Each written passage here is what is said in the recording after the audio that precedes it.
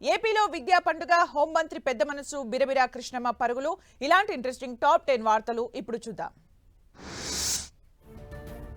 AP వ్యాప్తంగా విద్యా పండుగ కార్యక్రమాన్ని ప్రభుత్వం నిర్వహిస్తోంది. శ్రీ సత్యసాయి జిల్లా కొత్త చెరువు గ్రామంలో టీచర్స్ పేరెంట్స్ మీటింగ్ లో సీఎం చంద్రబాబు, మంత్రి లోకేష్ పాల్గొన్నారు. పాఠశాల విద్యలో అందించే సౌకర్యాలు సదుపాయాలపై అడిగి తెలుసుకున్నారు.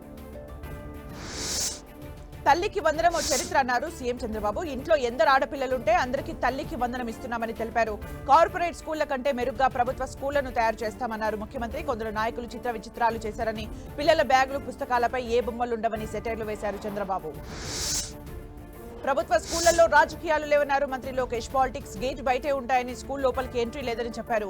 ప్రైవేట్ స్కూళ్లకు ధీటుగా ప్రభుత్వ స్కూళ్లను తీర్చిదిద్దుతామని తెలిపారు. రాష్ట్రంలో 1 కోటి మొక్కలు నాటాలని డిప్యూటీ సీఎం పవన్ చేసిన సవాల్ను స్వీకరిస్తున్నట్లు చెప్పారు లోకేష్.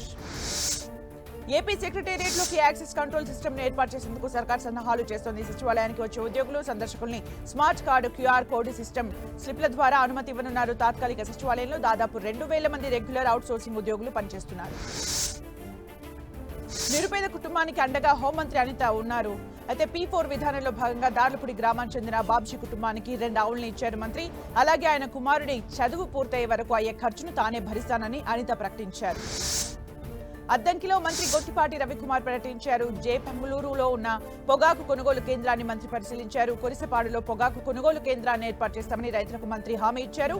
పొగాకు కొనుగోళ్లకు సీఎం చంద్రబాబు 270 కోట్లు కేటాయించినట్లు తెలిపారు మంత్రి. ఏపీ లిక్కర్ స్కామ్ లో కీలక పరిణామం చోటు చేసుకుంది. కేసులో రిటైర్డ్ ఐఏఎస్ అధికారి రజత్ భార్గవకి నోటీసులు జారీ చేసింది సిట్.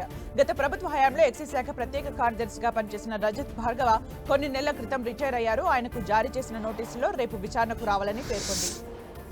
ఎగువ రాష్ట్రాల్లో కురిసిన భారీ వర్షాలకు కృష్ణా నది పరవళ్లు తొక్కుతోంది.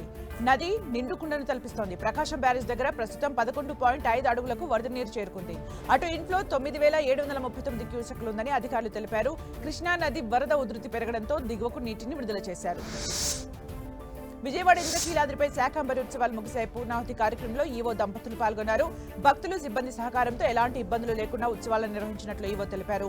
అమ్మవారి ఆవరణలో కొలువై ఉన్న శాకంబరి మాతను భక్తులు దర్శించుకున్నారు. గురు పౌర్ణమి సందర్భంగా ఏపీలోని సాయిబాబా ఆలయాలు భక్తులతో కిటకిటలాడాయి. తెల్లవారుజాము నుంచే భక్తులు ఆలయానికి చేరుకుని విశేష పూజలు, వ్రతాలు చేశారు. గురు పౌర్ణమి సందర్భంగా భక్తులకు పలు ఆలయాల్లో అన్నదాన కార్యక్రమాన్ని నిర్వహించారు.